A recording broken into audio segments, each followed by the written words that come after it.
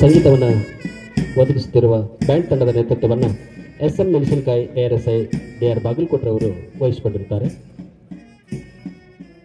22,20,816 ಜನ ಪಾಪ್ಯುಲೇಷನ್ ಇದೆ. ಇವತ್ತಿನ ಒಂದು ಲೆಕ್ಕಾಚಾರ ಪ್ರಕಾರ ಸುಮಾರು 12-13 ವರ್ಷಗಳ ಲೆಕ್ಕಾಚಾರ ಪ್ರಕಾರ ಸುಮಾರು 28ರಿಂದ 30 ಲಕ್ಷ ಪಾಪ್ಯುಲೇಷನ್ ಈ ಸದ್ಯ ನಮ್ಮ ಜಿಲ್ಲೆಯಲ್ಲಿದೆ. ಈ 30 ಲಕ್ಷ ಪಾಪ್ಯುಲೇಷನ್ಗೆ ಅಂದಾಜು ಪೊಲೀಸರ ಬಲ ಇನ್ನೂ ಸಾಕಷ್ಟು ಕಡಿಮೆ ಇದೆ. ಆ ನಿಟ್ಟಿನಲ್ಲಿ ಇವತ್ತು ನಾವು ಬಾಗಲಕೋಟೆ ಜಿಲ್ಲೆಯಲ್ಲಿ ಎಲ್ಲ ಅಧಿಕಾರಿ ಸಿಬ್ಬಂದಿಗಳು ಪೊಲೀಸ್ ಕರ್ತವ್ಯವನ್ನು ನಿರಂತರವಾಗಿ ನಿರ್ವಹಿಸಿ ಈ ದುಷ್ಟ ಶಕ್ತಿಗಳನ್ನು ಸದೆಬಡಿಯುವಲ್ಲಿ ಒಂದು ಕ್ರಮಬದ್ಧವಾದಂಥ ಒಂದು ಪೊಲೀಸ್ ಶಕ್ತಿಯನ್ನು ಮತ್ತು ಕರ್ತವ್ಯವನ್ನು ನಿರ್ವಹಿಸುತ್ತಾ ಬಂದಿದ್ದೇವೆ. ಅದೇ ರೀತಿ ನಮ್ಮ ಕರ್ತವ್ಯದಲ್ಲಿ ಮುಖ್ಯವಾಗಿ 4 ಡಿಗಳನ್ನು ನಾವು ನೆನಪಿಡಬೇಕಂತ ಒಂದು ಸಂಗತಿಯನ್ನು ಇದೆ.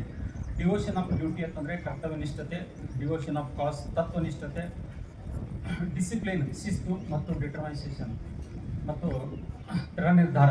ಈ 4 ಡಿಗಳನ್ನು ನಾವು ನಮ್ಮ ಇಡೀ ಕರ್ತವ್ಯದಲ್ಲಿ ನೆನಪಿಡತಕ್ಕಂಥ ವ್ಯವಸ್ಥೆ ನಾವು ನೆನಪಿಡ್ತಕ್ಕಂಥ ಕರ್ತವ್ಯವನ್ನು ನಾವು ಮಾಡಿದ್ದೇವೆ.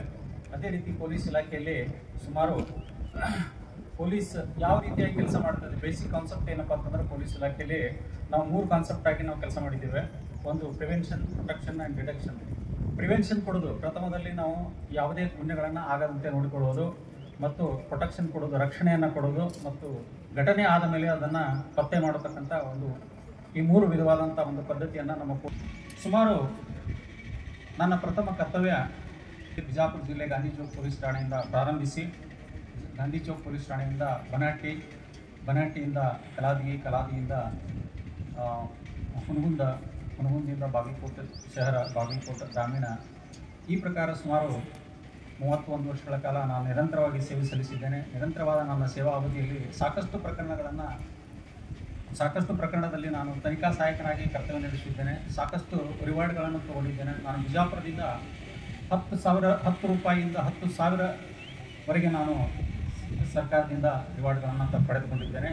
ನನಗೆ ಈ ಕರ್ತವ್ಯ ಬಹಳ ಖುಷಿ ತಂದಿದೆ. ಅದೇ ರೀತಿ ಇನ್ನೂ ನಮ್ಮ ಪೊಲೀಸ್ ಇಲಾಖೆಯಲ್ಲಿ ಹೆಚ್ಚಿನ ಅಂದರೆ ಇಲ್ಲಿ ಹಲವಾರು ವಿಂಗಗಳಿವೆ. ಪೊಲೀಸ್ ಇಲಾಖೆಯಲ್ಲಿ ಒಂದು ಪೊಲೀಸ್ ಯೂನಿವರ್ಸಿಟಿ ಇದ್ದ ಹಾಗೆ, ಯೂನಿವರ್ಸಿಟಿಯಲ್ಲಿ ಎಷ್ಟು ಭಾಗಗಳಿರ್ತವೆ ಅಂದರೆ ಸುಮಾರು 20ರಿಂದ 25 ಇಲಾಖೆಗಳಿರ್ತವೆ. ಅದೇ ರೀತಿ ಕೂಡ ನಮ್ಮ ಬಾಗಲಕೋಟೆ ಜಿಲ್ಲೆಯಲ್ಲಿ ಕೂಡ 23 ಪೊಲೀಸ್ ಸ್ಟೇಷನ್ಗಳು ಮತ್ತು ಅದರಲ್ಲಿ SCRB, DCRB ಮತ್ತು special branch, state intelligence, cyber crime, ಹೀಗೆ ಹಲವಾರು ಇಲಾಖೆಗಳನ್ನು ಈ ಪೊಲೀಸರೊಂದಿಗೆ ವಿಭಾಗಗಳಾಗಿ ಕರ್ತವ್ಯ ನಿರ್ವಹಿಸ್ತಾರೆ. ಅದೇ ರೀತಿ ಈಗ ಪೊಲೀಸ್ ಠಾಣೆಯಲ್ಲಿ ಸುಮಾರು 2011ರಲ್ಲಿ ಒಂದು ಮುಖ್ಯವಾದಂಥ ಒಂದು ಘಟನೆ ಆಯಿತು. ಎಕ್ಸ್ಪ್ಲೋಸಿವ್ ಕೇಸು, ಜಮ್ ಕಂಪ್ನಿಯಲ್ಲಿ ಎಕ್ಸ್ಪ್ಲೋಸಿವ್ ತಪ್ಪಾಗಿತ್ತು. ಆ ಸಂದರ್ಭದಲ್ಲಿ ಸುಮಾರು 15ರಿಂದ 20 ದಿವಸಗಳ ಕಾಲ ನಿರಂತರವಾಗಿ ಸೇವೆ ಸಲ್ಲಿಸಿ ಮೊನ್ನೆ AP ಸಂಧು ಸಾಹೇಬ್ ಕಡೆಯಿಂದ ನಾನು ರಿವಾರ್ಡ್ಗಳನ್ನು ಪಡೆದುಕೊಂಡಿದ್ದೀನಿ. ಆಮೇಲೆ ಸಿರೂರು ಕೇಸ್ನಲ್ಲಿ ಕೂಡ, ಸಿರೂರು ಮರ್ಡರ್ ಕೇಸ್ನಲ್ಲಿ ಕೂಡ, ಮತ್ತು ಬೇವೂರುಕಲೆ ಮತ್ತು ಬಾಗಲಕೋಟೆ ಗ್ರಾಮೀಣದಲ್ಲಿ ಮತ್ತು ಬೊಮ್ಮಣಿಗೆ ಪ್ರಕರಣಗಳಲ್ಲಿ, ಹೀಗೆ ಹಲವಾರು ಪ್ರಕರಣಗಳಲ್ಲಿ ಕೂಡ ನಿರಂತರವಾಗಿ ಕರ್ತವ್ಯ ನಿರ್ವಹಿಸಿ ಸಾಕಷ್ಟು ರಿವಾರ್ಡ್ಗಳನ್ನು ಪಡೆದುಕೊಂಡಿದ್ದೀನಿ. ಈಗ ನಮ್ಮ ಕೆಲವೊಂದು ಅನಿಸಿಕೆಗಳೇನಪ್ಪ ಅಂತಂದ್ರೆ, ನಮ್ಮಲ್ಲಿ ಬಾಗಲಕೋಟೆ ಜಿಲ್ಲೆಯಲ್ಲಿ ಹೊರಗಿನಿಂದ ಬಂದಿರತಕ್ಕಂಥ ಪೊಲೀಸ್ ಸಿಬ್ಬಂದಿಗೆ ಇಲ್ಲಿ ವಾಸ್ತವಿಕವಾಗಿ ಇರಲು ವಸತಿ ಸೌಕರ್ಯ ಇರುವುದಿಲ್ಲ. ಆದ್ದರಿಂದ ಒಂದು ಪೊಲೀಸರಿಗಾಗಿಯೇ ಬೇರೆ ಬೇರೆ ಜಿಲ್ಲೆಗಳಿಂದ, ಬಾಗಲಕೋಟೆ ಜಿಲ್ಲೆಯಿಂದ ಬಿಟ್ಟು ಈ ಕಡೆ ಬಳ್ಳಾರಿಯಿಂದ, ಗುಲ್ಬರ್ಗದಿಂದ, ಈಗ ಮಹಾರಾಷ್ಟ್ರದಿಂದ ಕೆಲವು ಜಿಲ್ಲೆಗಳಿಂದ ಪೊಲೀಸ್ ಸಿಬ್ಬಂದಿಯವರು ತಮ್ಮ ಕರ್ತವ್ಯ BVS ಹೋಮಿಯೋಪತಿಕ್ ವೈದ್ಯಕೀಯ ಮಹಾವಿದ್ಯಾಲಯ ಮತ್ತು ಆಸ್ಪತ್ರೆ ಬಾಗಲಕೋಟೆ ಸಂಪನ್ಮೂಲ ವ್ಯಕ್ತಿಗಳು, ವೈದ್ಯರು ಕ್ಯಾನ್ಸರ್ ಅರಿವು ಕಾರ್ಯಕ್ರಮ ಹಮ್ಮಿಕೊಂಡು ಎಲ್ಲ ಪೊಲೀಸ್ ಅಧಿಕಾರಿ ಸಿಬ್ಬಂದಿಯವರಿಗೆ ಕ್ಯಾನ್ಸರ್ ಕಾಯಿಲೆ ಕುರಿತು ಜಾಗೃತಿ ಮೂಡಿಸಲಾಗಿದೆ. DR ಹೆಡ್ ಕ್ವಾರ್ಟರ್ನಲ್ಲಿ ಖಾಲಿ ಇರುವ ಸುಮಾರು 5 ಎಕರೆ ಪ್ರದೇಶದಲ್ಲಿ ಸುಮಾರು 20,000 ಮರಗಳನ್ನು ಹಾಗೂ ಮುಧೋಳದಲ್ಲಿ ಖಾಲಿ ಇರುವ 4 ಎಕರೆ ಜಾಗದಲ್ಲಿ ಸುಮಾರು 16,000 ಮರಗಳನ್ನು ನೆಟ್ಟು ದಟ್ಟದ ಅರಣ್ಯ ಮಾಡಿ ಸಾರ್ವಜನಿಕರಿಗೆ ಮತ್ತು ಪೊಲೀಸ್ ಕುಟುಂಬದವರಿಗೆ ವಾಯುವಿಹಾರಕ್ಕಾಗಿ ಅವಕಾಶ ಮಾಡಿಕೊಡಲಾಗಿದೆ.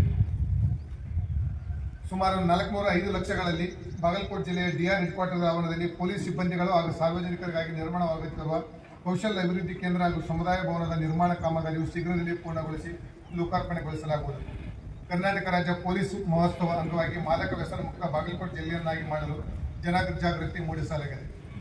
ಇದರ ಜೊತೆಗೆ ಈ ವರ್ಷ ಇದೇ ಏಪ್ರಿಲ್ 5 ಮತ್ತು 5ರಂದು ಪೊಲೀಸ್ ಅಧಿಕಾರಿ ಮತ್ತು ಸಿಬ್ಬಂದಿಯವರಿಗಾಗಿ ಅವರ ಆರೋಗ್ಯ ಚಿಕಿತ್ಸೆಗಾಗಿ ನಾರಾಯಣ ಹೃದಯಾಲಯದಿಂದ ವೈದ್ಯರು ಮತ್ತು ಅವರು ಅನುಭವಿಸುತ್ತಿರತಕ್ಕಂಥ ಬಂದು ಎಲ್ಲ ಅಧಿಕಾರಿ ಸಿಬ್ಬಂದಿಯವರಿಗಾಗಿ ಫ್ರೀ ಮೆಡಿಕಲ್ ಕ್ಯಾಂಪ್ ಕೂಡ ಏರ್ಪಡಿಸಲಾಗಿದೆ. ಇಂಥ ಕಲ್ಯಾಣ ಕಾರ್ಯಕ್ರಮಗಳಿಗೆ ಸರ್ಕಾರ ಹಾಗೂ ಸಾರ್ವಜನಿಕರ ಬೆಂಬಲ ಸಹಕಾರ ಅತ್ಯವಶ್ಯ. ಜಿಲ್ಲೆಯ ಸಮಸ್ತ ನಾಗರಿಕರ ಸಹಾಯ ಕೋರುತ್ತಾ ಪೊಲೀಸ್ ಕರ್ತವ್ಯದಲ್ಲಿ ತಮ್ಮ ಸಹಕಾರ ಮತ್ತು ಶುಭಾರೈಕೆ ಸದಾಕಾಲ ಪೊಲೀಸ್ ಜೊತೆಗೆ ಇರಲೆಂದು ನನ್ನ ವರದಿ ವಾಚನವನ್ನು ಮುಕ್ತಾಯಗೊಳಿಸುತ್ತೇನೆ. ಜೈ ಹಿಂದ್, ಜೈ ಕರ್ನಾಟಕ.